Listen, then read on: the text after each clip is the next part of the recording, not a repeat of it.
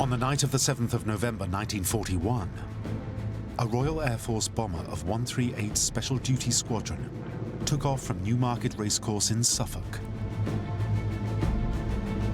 On board were 2 agents of the Special Operations Executive. They were to drop near the town of Ommen in German-occupied Holland. They were told at their very first interview, look, if you do this, you're putting your life on the line. It's about evens whether you come back. Just after midnight, the pilot identified the drop zone below, and the men jumped.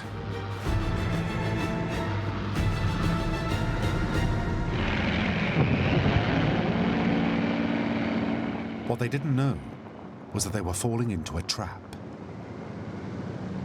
Their landing behind enemy lines marked the beginning of one of the most disastrous episodes in the history of British intelligence.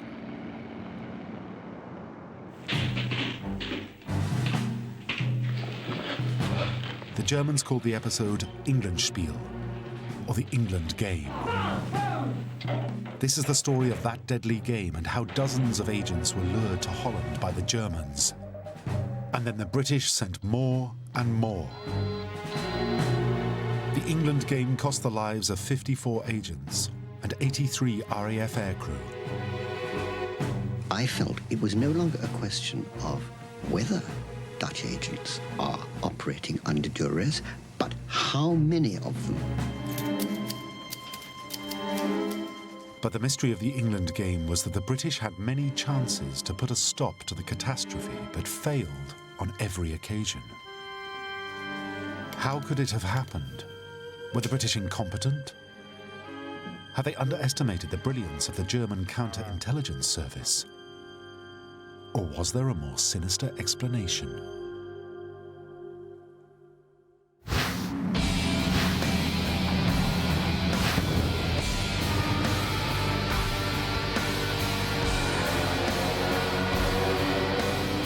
The fiasco that became known as the England Game began with the German invasion of Holland in May 1940.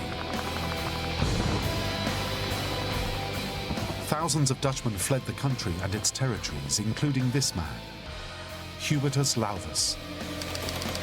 But Lauvers vowed to return and fight.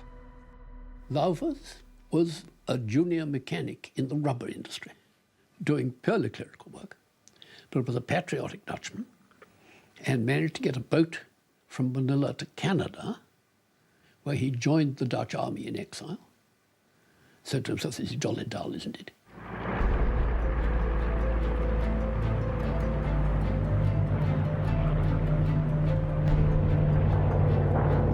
Craving a more active part in the war, he travelled to Britain, which was standing alone against Hitler.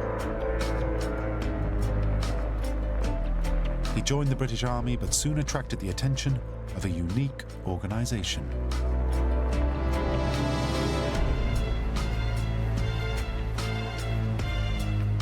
In this building on London's Baker Street, Winston Churchill formed a secret army,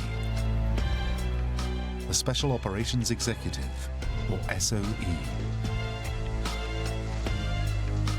Its job was to recruit and train agents to be sent back to their home countries and cause mayhem behind enemy lines.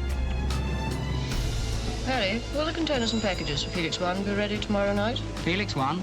Yes, it's all tied up. Churchill told s.o.e. to set Europe ablaze. The initial task given to s.o.e. was to subvert enemy occupation of Western Europe or any other country that the enemy might occupy by devising such underground movements, strikes and so on, as one could, and by direct sabotage, attacks on industrial targets of importance, or even individuals of importance.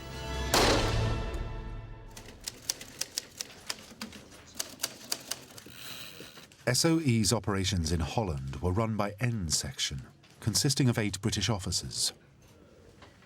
They chose Hugh Lauvers as N Section's first radio operator and sent him for training. he was given a call sign, RLS.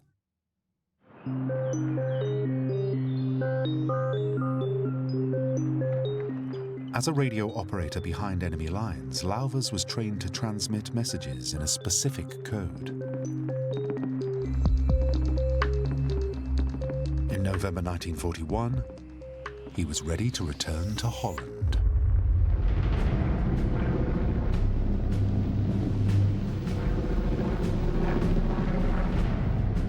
So on the evening of the 7th, radio operator Lauvers was joined by s.o.e. saboteur Thijs de Konis, and together they jumped into eastern Holland. Their mission was to attempt to organize and galvanize the Dutch underground movement. What they didn't know was that the movement had already been penetrated by German spies. And the man who organized these spies would prove to be a formidable opponent.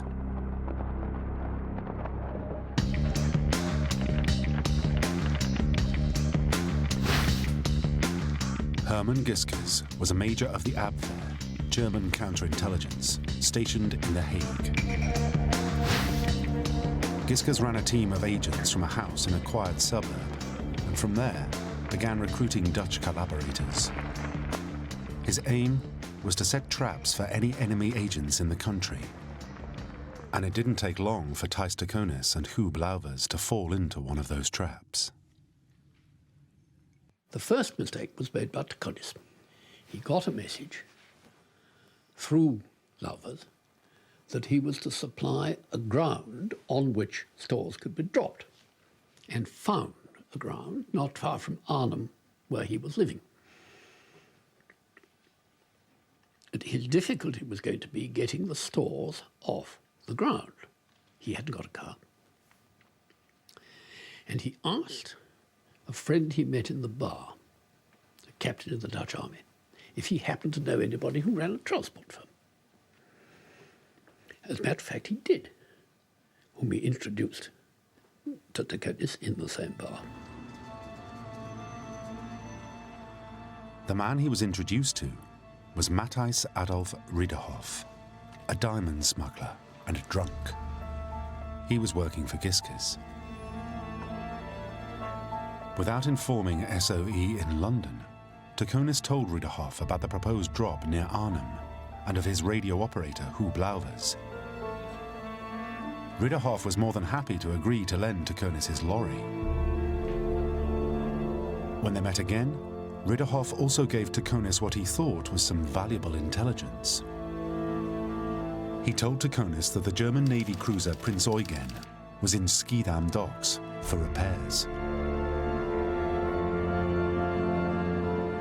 This was just after the famous Channel Dash, when the Scharnhorst, the Gneisenau and the Prinz Eugen slipped through the naval blockade and got up the channel. And they slipped into de Konis's ear word that the Prinz Eugen, which had been damaged in the journey, was in Schiedam, which is a sub-port of Rotterdam, being mended. They knew de Konis was bound to report that to London in his next skin.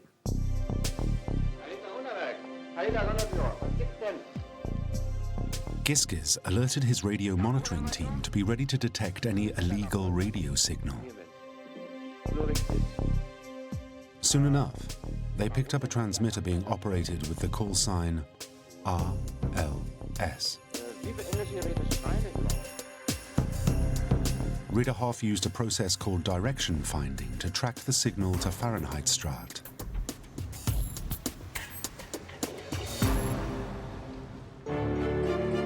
At number 678 Fahrenheitstraat on the second floor lived two members of the Dutch resistance, Wout and Lies Teller. This was where Huub Lauvers, codename RLS, had set up his transmitter. Before long, the street was crawling with Germans.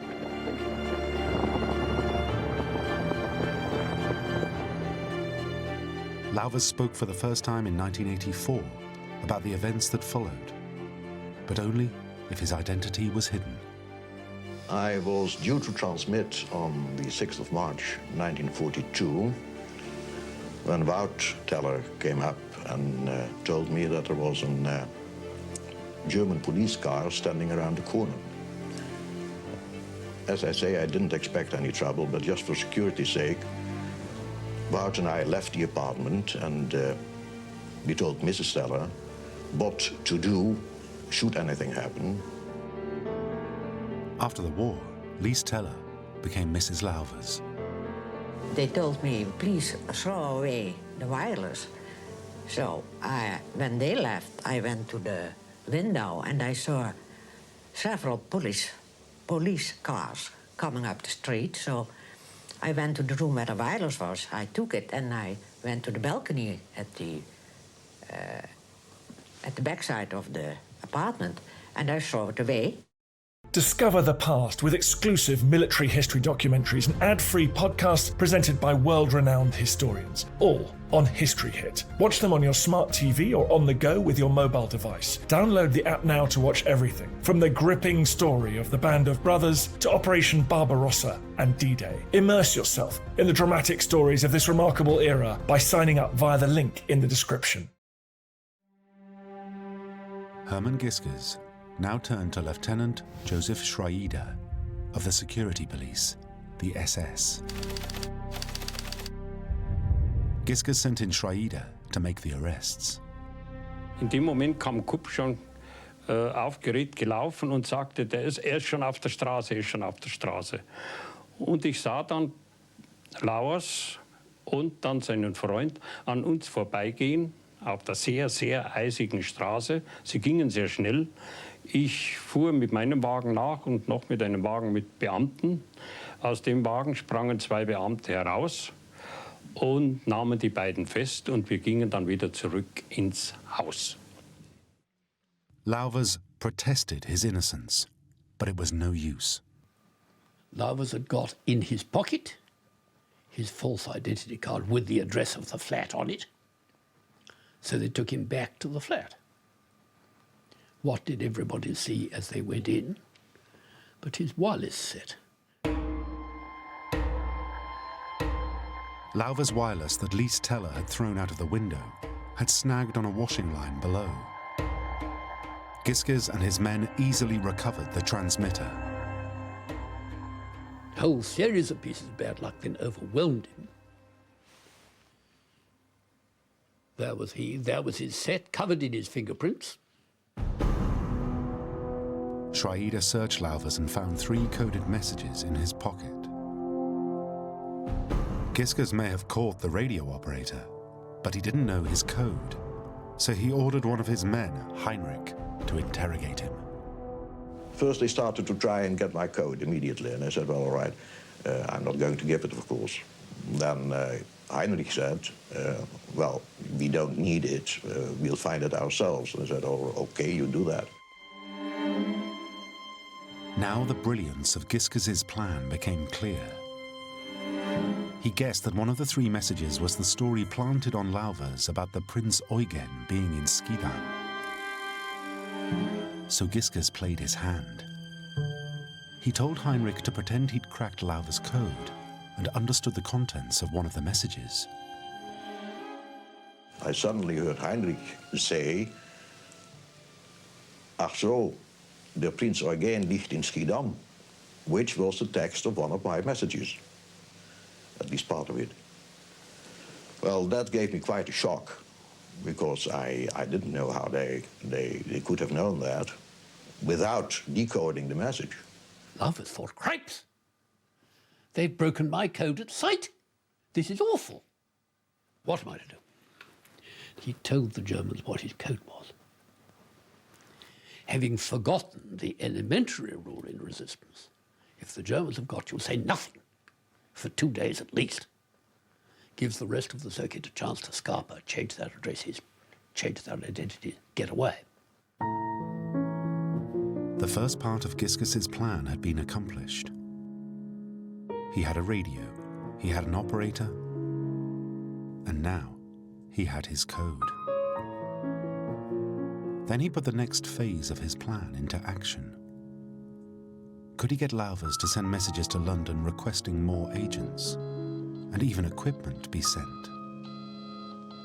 If he could, he'd have the makings of a major intelligence coup.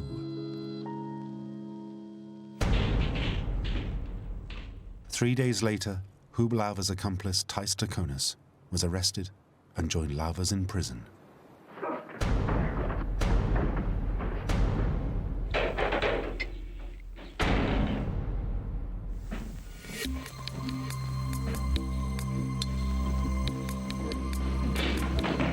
Then on Sunday the 15th of March, Lauvers was taken from his cell. He'd already missed 3 scheduled transmissions to s.o.e. They'd be wondering what had happened to him. Giskers drove him through the city to the headquarters of the radio monitoring section, where they were holding Lauver's captured radio set.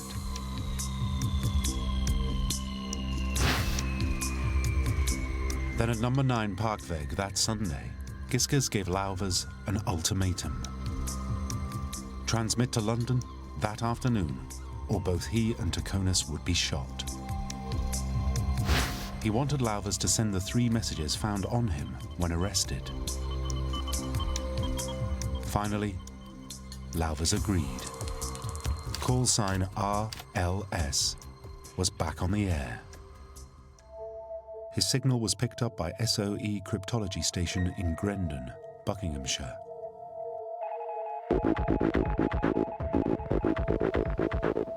Later that evening, a dispatch rider delivered his messages to nearby Bletchley Park. Bletchley was where the messages were decoded. Hello, S section. Finally, they arrived at s.o.e. headquarters and N section. All s.o.e. agents had an additional security check, an extra form of code hidden within all messages. Only the agent and s.o.e. knew the nature of the security check. In Lauver's case, his security check was based on the number 16. He had to make a deliberate spelling mistake in the 16th letter or any multiple of 16. For example, in this message, Lauvers might have spelt the 32nd letter incorrectly.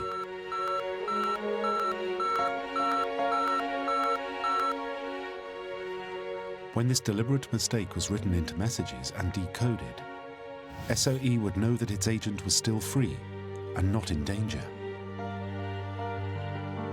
During our training, it was always hammered in how important this security check was. Because, as they said, it is the only way we have to know whether you're a free agent or whether you have been arrested.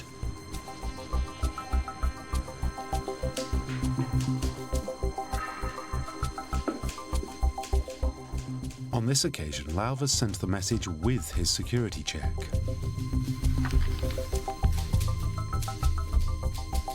Believing all was well, London sent Lauvers a new message to expect the arrival of another agent, codename Arbor.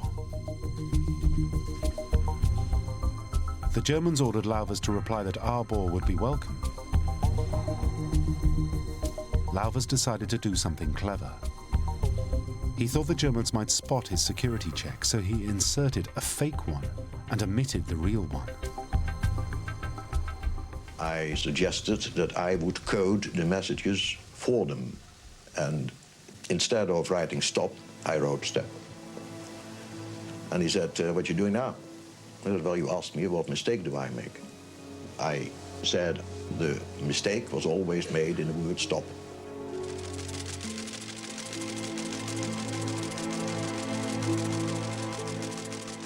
So instead of revealing the letter 16 rule, he told them that his security check was to misspell the word stop in every message.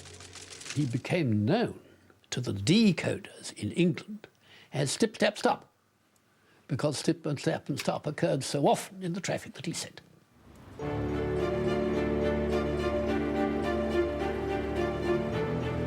s.o.e. procedure was correctly followed.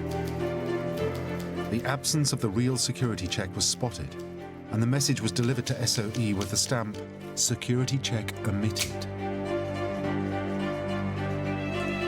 It was a clear sign that Lauvers and his radio had been compromised.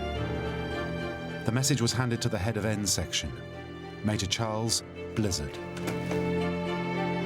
Blizzard had joined s.o.e. from military intelligence. He was highly regarded by his superiors in s.o.e. and was fluent in Dutch. But now, he had to make the most important decision in his life. Had Lauvers made a simple mistake in his messages? Or had he and his radio been captured? Blizzard decided they were mistakes and chose to ignore Lauvers' omitted security check. To this day, no one knows why. Blizzard composed a reply to Lauvers and his German captors, confirming the dispatch of the new agent, codename Arbor. It came to me as a terrible shock. I didn't understand it. I was quite confident that they must have noticed the omission of my security check.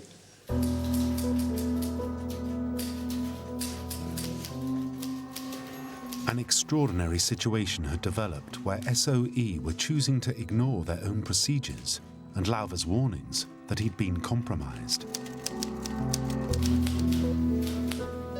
As a result, they were allowing their agent to be used. Giske's England game was about to kick off.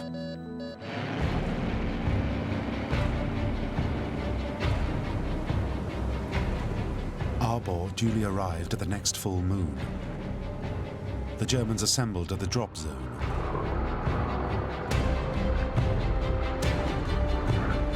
Around midnight, they heard the drone of a twin-engined bomber.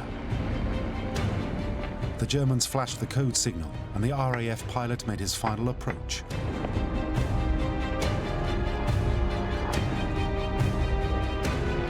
Arbor dropped straight to the waiting Germans.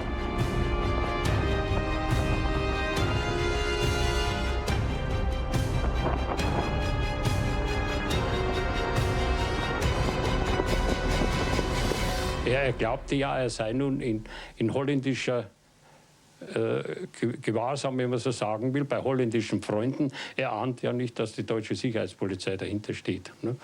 Und man hat zuerst ein Gespräch geführt.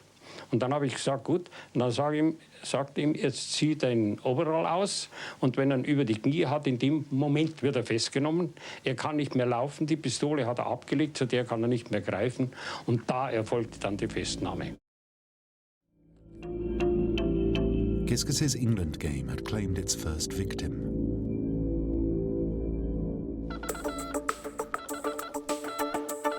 Giske's instructed Lauvers to signal London that Arbor had arrived safely. Lauvers assumed s.o.e. knew that wasn't the case, because once again he omitted his security check. But once again, s.o.e. ignored it. Now Giske's and Schraeder decided to play on Arbor's worst fears.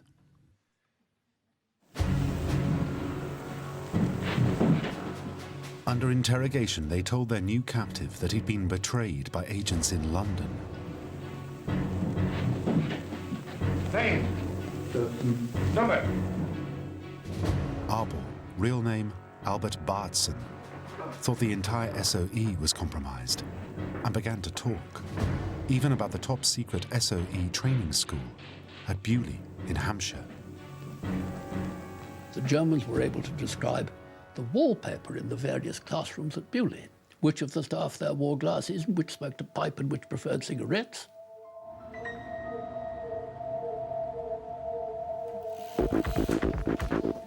On the 27th of April, the England game entered a new phase, when s.o.e. sent Lauvers a peculiar message.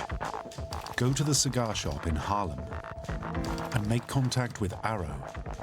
Say you come from Bow. Lauvers had no idea what the message meant, but Security Chief Joseph Schraeder read it and knew it would be of use. He went to see the captured agent Thijs de Konis in his cell. They talked for about an hour. And Schraeder then said, I must be off, I'll have a cigar. Produced his cigar case, bothered, it was empty. So Schraeder asked Taconis did he know a cigar shop in Harlem. Not thinking, Taconis answered, "You must mean Martin's." 30 seconds with the telephone book, and Schraeder had the address. Gisges and Schraeder now set another trap. They sent a Dutch collaborator masquerading as one of the resistance to the cigar shop.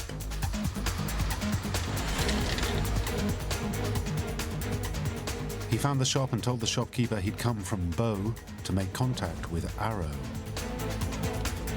The tobacconist said that Arrow wasn't in, but upstairs he'd find another agent. In the attic, the collaborator met an s.o.e man called Andringer, who promised to take him to Arrow. Together they left Harlem for The Hague. Andringer led Schraeder's men to Arrow, and both men were arrested on a tram. The two agents admitted they were to meet others in a hotel. So two more agents were arrested there.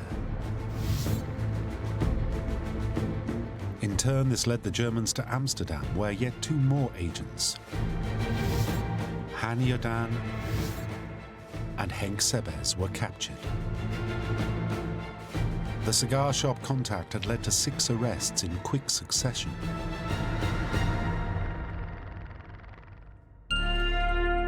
Like Huub Lauvers, Han Jordan was a radio operator. Herman Gisges thought if he could use Jordan's radio, he could play an even bigger England game.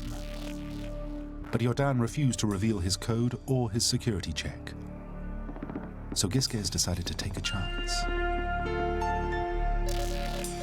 He put his own man on the radio and told London a new operator was being tried out. The messages were sent uncoded and without any security check. In London, Major Blizzard's N section now committed an act of unbelievable recklessness. They signalled back to Jordan. Instruct new operator in use of security check. So Jordan was forced to reveal his code and his security check. The Germans now had their second radio link with London.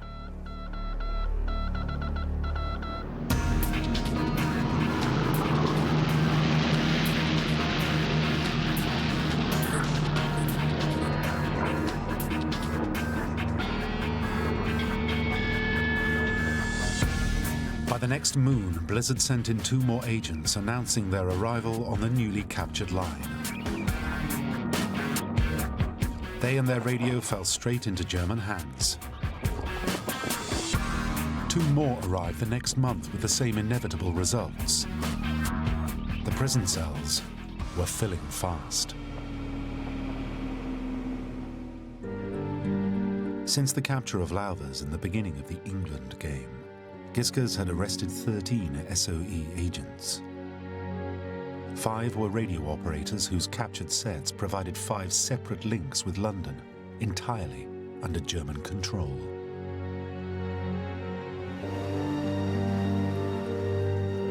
But seen from Baker Street, everything seemed to be going well.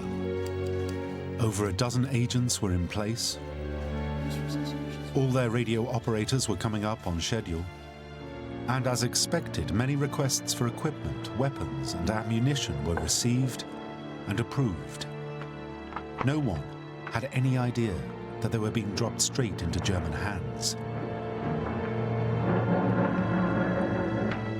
Then a new man joined s.o.e and started asking questions about N section. N section staff might have been livelier to the sort of traffic they were getting back from Holland. The one man who noticed that anything was odd was Leo Marx, s.o.e's new coding officer, who arrived in the autumn of '42. Leo Marx did not tell his story until 1984. I'd go back to the office late at night just to read back traffic. And I was struck by certain messages from Holland where the security check had been omitted, and consistently omitted. So I made 1 or 2 inquiries as to why, and was given answers which were reassuring. Oh yes, we know all about that. Nothing to worry about. For the time being, Marx let the matter rest. The British Army is ready for the attack. Day and night, shock troops rehearse for the time when they will stage the real show. Britain is the bridgehead to Western Europe. On whatever coast these men will land, this is the way they will do it. By mid-1942, the Allies were already planning for the invasion of Europe they would call D-Day. s.o.e. would have an important role to play. General Colin Gubbins, s.o.e. Director of Operations, was called in to draft what was known as the Plan for Holland.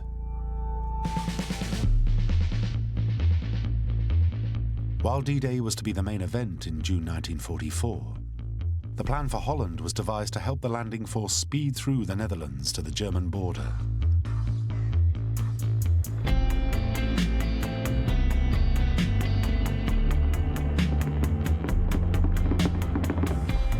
Over 1,000 men of the Dutch resistance were to be trained by s.o.e. as a secret army. The operations leader was codenamed Jurgens.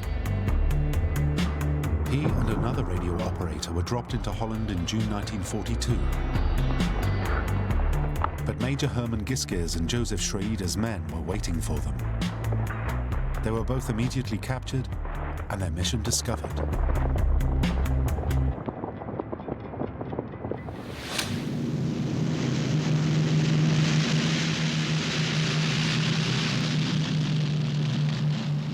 The next month, s.o.e. sent in another saboteur. He too was captured along with his radio. But this agent, called Van Hemert, gave Giskes his first real problem. The Battle of the Atlantic was at its peak. Convoys of supplies and equipment bound for Britain were under constant threat from German submarines. Van Hemert brought orders for an attack on the German radio station controlling these U-boats in the Atlantic. s.o.e. would expect results. Giskes had to think fast. He leaked a story to the Dutch press that there had been an attack, but it was unsuccessful. s.o.e. thought their agent had just had some bad luck and continued to send supplies.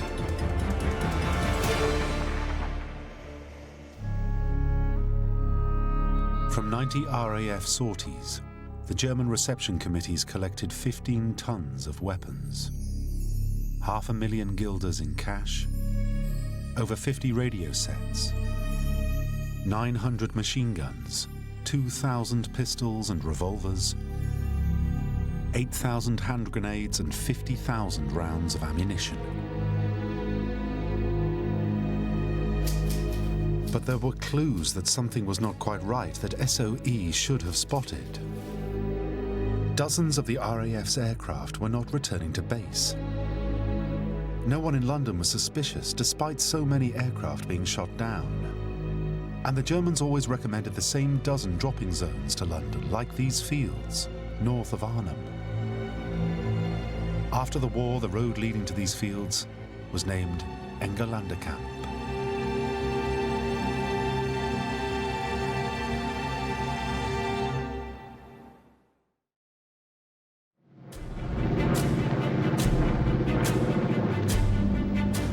Four more agents were dropped in September 1942, 10 in October, and 4 more in November.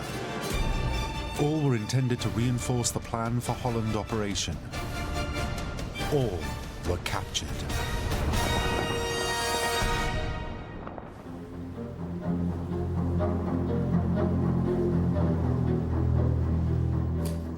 Baker Street still seemed oblivious to what was happening. But s.o.e.'s codeman, Leo Marx, noticed something strange.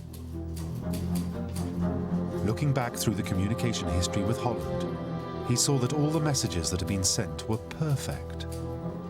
No agent ever sent error-free codes. In January 43, I felt it was no longer a question of whether Dutch agents are operating under duress, but how many of them.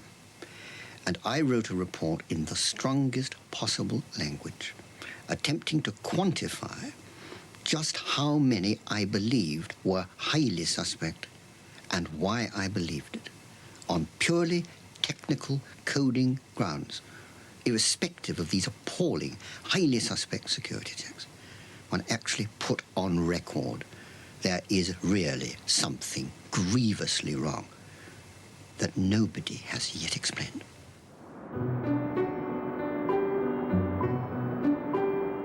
But Marx's warnings were ignored. 8 more agents parachuted to their fate the very next month. At s.o.e. headquarters, there was still no action, but there was a change of command. Blizzard, head of N section, left for a War Office job.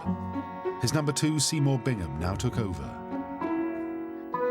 Bingham had lived in Holland before the war and had been working in the British consulate before the Germans arrived.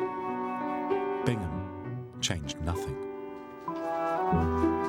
But by this time, Leo Marx was convinced that something was very wrong in Holland and something had to be done. So he devised a cunning trap for those receiving s.o.e. messages. He would send a message to the suspect agents in Holland pretending to be a German radio operator. He went down to Grenton, where the transmitting station was, and stood by the transmitter's elbow while she sent a message to Holland. And said to her, immediately she finished, send HH. And she sent it straight away, 8 dots, 4 and 4, and got 4 and 4 back. It stood for Heil Hitler. It was the automatic closure used by every German wireless operator. So it wasn't an s.o.e. agent who answered. Marx had the proof he was looking for. As a result of the mistake that the Germans made, I was able to say in the final report that I thought the entire Dutch resistance movement was in enemy hands.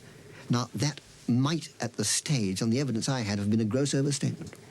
But I said it and felt it, and knew in order to get this up at the right level, one had to say it strongly and with total conviction.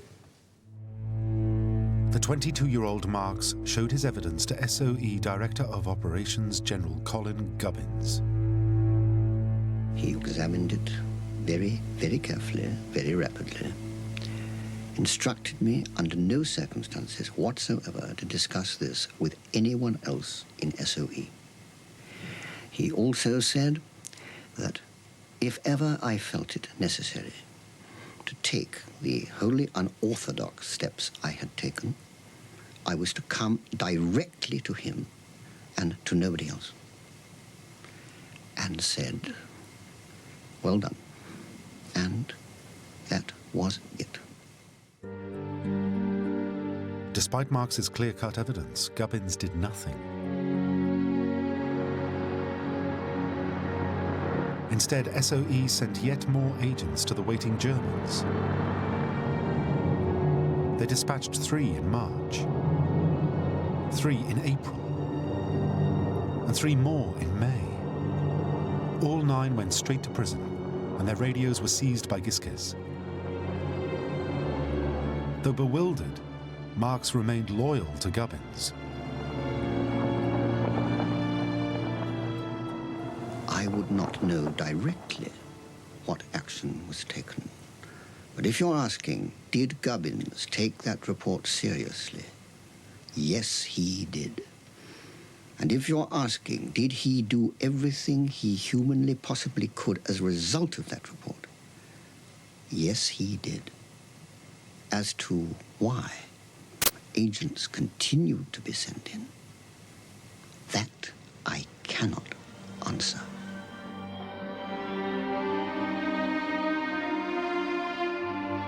Since that first fateful blunder over Hubelauver's security checks months before, Herman Giskers had been able to capture 58 Dutch agents. The next clue that all was not well reached s.o.e. from the captured agents themselves.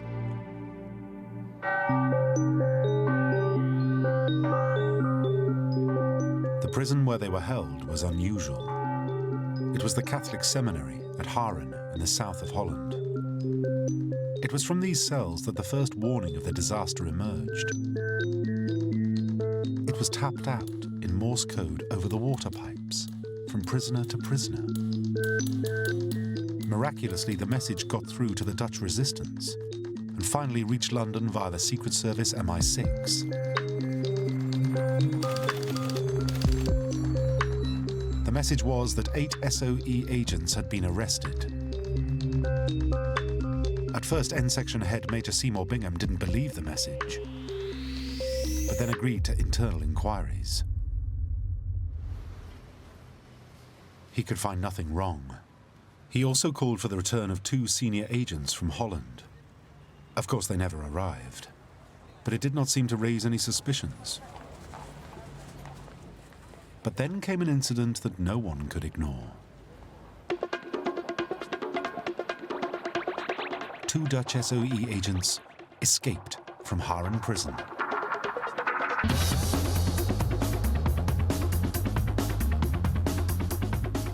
They hid in the men's loo till about 2 in the morning, and then climbed out using a rope made from their bedclothes from the upper floor they were on to the ground floor.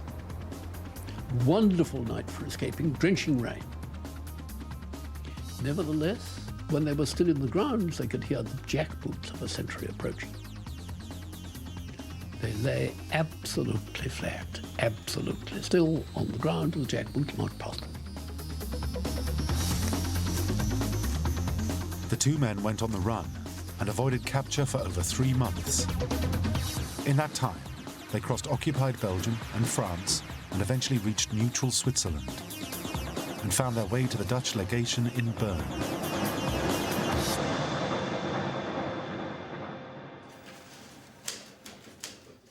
In late November 1943, they sent a full report to London, revealing the England game disaster. But Herman Giskers of the Abwehr outsmarted s.o.e. again. He sent a coded message to London warning them to expect 2 escaped Dutch spies who were, in fact, German agents. So when the 2 men reached Britain, they were thrown in prison and interrogated.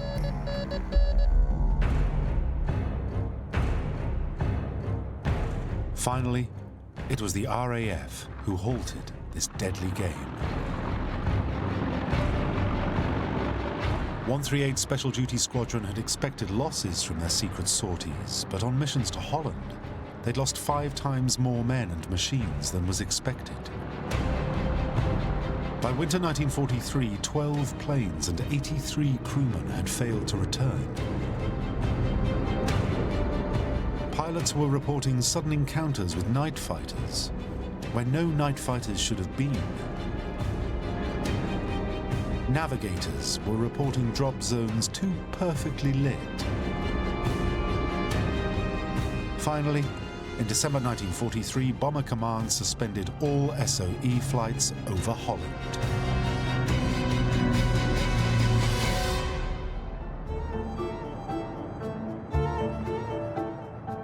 The England game was over.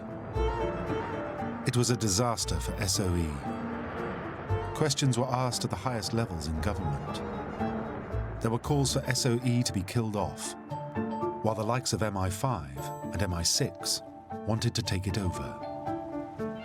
But the minister responsible for s.o.e., Lord Selborne, reminded the cabinet that s.o.e. was Churchill's own brainchild. Seymour Bingham was simply removed from Baker Street and posted out of the way to Australia. His predecessor, Charles Blizzard, seems to have avoided any blame, even though it was he who dispatched 40 of the doomed agents. Ludwig, this. Warum denn dann der Nachweitereinsatz? Back in Holland, Herman Giskes realized it was all over. This radio game's master of ceremonies composed a mocking farewell message sent uncoded simultaneously over 10 captured radios on April Fool's Day, 1944. It read, "For Bingham and Successors Limited, you are trying to make business in Netherlands without our assistance. We think this rather unfair in view of our long and successful cooperation as your sole agent. But never mind. Whenever you will come to pay a visit to the continent, you may be assured that you will be received with the same care and result as all those who you sent us before. So long."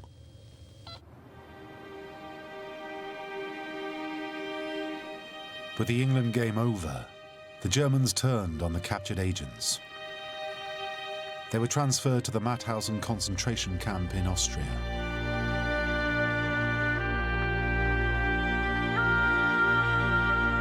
There they were set to work quarrying stone for the Reich. Half of them died on the notorious death steps as they were made to march, carrying huge granite blocks on their backs. The rest were shot. Just 2 survived. The only female agent in the game, Beatrix Terwind, and Huub Lauvers, the man who started it all.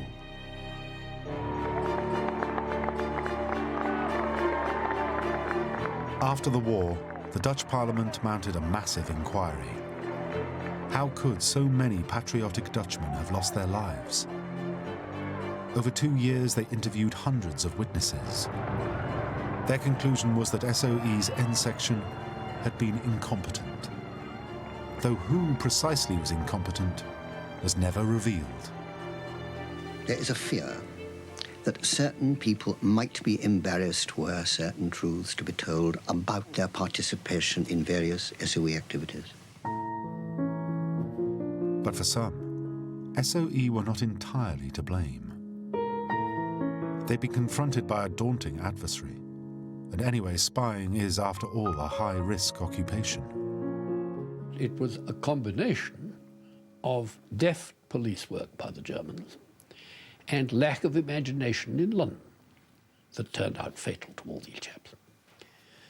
But when people were recruited into s.o.e., they were told at their very first interview, before even they'd been checked out by MI5, look, if you do this, you're putting your life on the line. It's about evens whether you come back.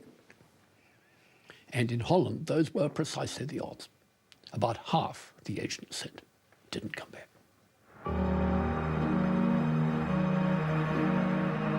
But was it as simple as that?